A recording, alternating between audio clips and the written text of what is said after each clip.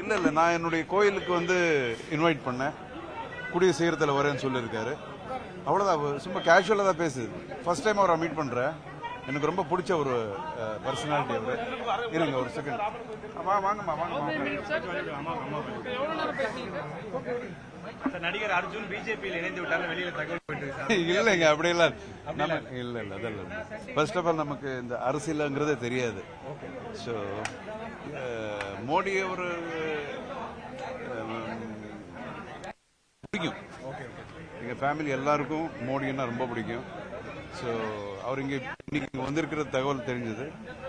Immediate appointment கொடுத்தாரு, பார்க்க வந்தேன், அவ்வளோதான், வேற ஒன்றும் இல்லை.